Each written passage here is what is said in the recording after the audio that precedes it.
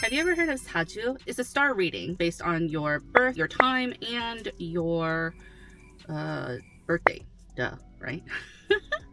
With these three informations, they kind of read and consult a star book of the alignments of the stars in the heavens on that date and kind of give you information about your life, whether it be future information, whether it be about wealth, relationships, health, and all those kind of things. Now, these Hajus are usually read by an individual who has learned how to read the stars.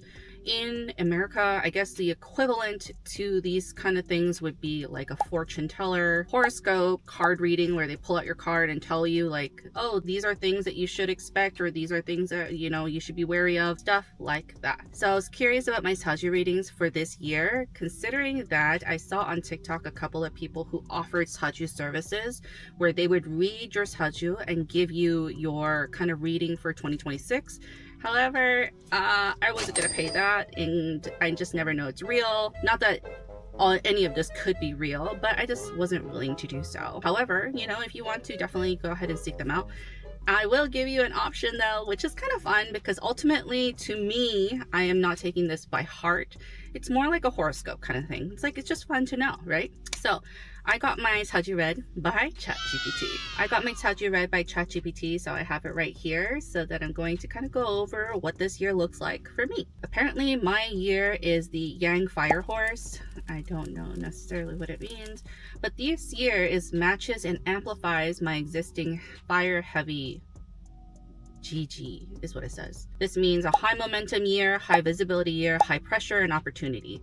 So 2026 isn't looking like a quiet year for me. It's going to be an active year. For my career, it says that it's governed by fire year, which is a visibility, expression, voice, branding, recognition. That because I already have a strong fire, that it's going to be pushing me into more of a spotlight or more active visually, rewards consistency, exposes avoidance behaviors, which I have a tendency to do. I avoid things. I'm scared. Career themes that I'll feel like I can't hide it anymore. I want to be seen at work. I have a pressure to commit to a direction and the urge to finally follow through. This is news to me because I am definitely a person who starts a lot of projects but never finishes them. It's a very, very bad trait, which is also one of my New Year's resolutions to kind of improve. So wealth in 2026 is like a big deal, right? Because everyone wants to know, am I going to make it big in 2026? For me, it seems like most of my money is going to come from action and isn't going to fall into my lap. Wealth in 2026 is earned, not gifted, tied to visibility and output, rewards showing up consistently. God. Comes faster when you stop overthinking. I definitely am an overthinker. I am the secondhand embarrassment kind of person. When I do things, I kind of tend to go home and I think about it while I'm taking a shower or I'm cleaning up, and I get embarrassed about the situation again. So apparently also in 2026 for wealth, this is a foundation year, not a peak wealth year. My wealth years will kind of come in 2027 through 2029. Next topic, expression and creativity. This one is going to be the strongest expression years you've had in a while. You may notice a desire to talk, teach, and share, pull towards voice, music, and storytelling, strong opinion forming, and less tolerant of keeping myself down. Even if you don't feel ready, it says, expression is medicine this year. Challenges in 2026. Fire overload. I might experience some burnout, anxiety, scattered focus, starting too many things, hence why I probably don't start too many things. And the fix is to do simple routines, have fewer goals, and maintain one focus at a time. 2026 rewards focus and not actively hustling to get a big buck. Relationships in 2026. Fire Horse brings emotional honesty, direct communication, less patience for imbalance.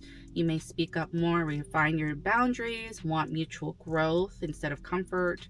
And basically it's about kind of being honest. So what this year is asking of me, show up before you feel ready. So it seems like what 2026 is asking of me is to be participating, showing up, being consistent, but also not expecting perfection. I do have this thing where because I want everything to be perfect, that I'd rather not show up if it isn't. So if my makeup is not done, I'm not ready. It can't be done. If my hair is not done, then I can't be ready. I can't be done. How to win in 2026, it says number 1, to commit to one path, show up publicly even if it's imperfect. Keep routines very simple, build and don't chase things, rest on purpose. If I do this, then 2026 will be opening doors, 2027 will stabilize my income, 2028 and 2029 will compound those results. So that was it for my 2026 Saju reading. It was kind of fun to kind of go through and see what this year has ahead for me, not by me, not a resolution kind of thing, but it's a fun way for somebody else, or in this case ChatGPT, to kind of give me an outlook of things that I might want to consider. And a lot of these things here that was mentioned really do fall within my personality and my type, and things that I should probably work on. Now obviously ChatGPT might give broader strokes to kind of cover everyone. However, I think there are some unique things that it touched on, maybe for me, that it kind of resonated more with than maybe somebody else. But who knows? I don't know. But I am excited for 2026. It seems like it's going to be a very, very good year as long as I put in the work. It seems like a put in the work, will get the results kind of year. As a New Year's resolution for me, I definitely want to put in that work. I want to be more intentional about doing it, not being perfect, not being overwhelming myself with, oh my god, I gotta post 5 times, I gotta do this, I gotta do that. Instead, just make it fun, just do it. If it's not great, whatever, nobody saw it. But if it is great, then maybe somebody will find me that kind of likes me. Not likes me, but you know, likes me, enjoys the content that I put, or what I say, or how I talk, or whatever I do, I don't know. I'm hoping for that this year, and that is my goal for 2026, to be more active. If you guys found this fun and you want to get your own Saju read, if you do have ChatGPT, I think it's free, like for a couple of like searches or whatever, then you could do ChatGPT yourself if you want to. Now, on the prompt, you probably want to say, give me my Korean Saju reading. You will need to know 3 things: when you were born, your birthday, what time you were born, most accurate is the best, and where you were born, not where you lived when you were young, where physically, city you were born.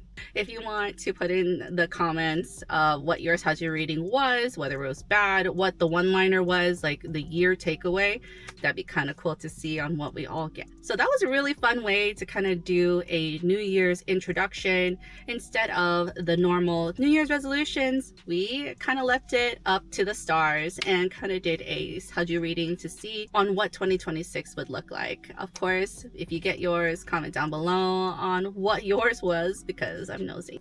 So yeah, I'll see you guys next time.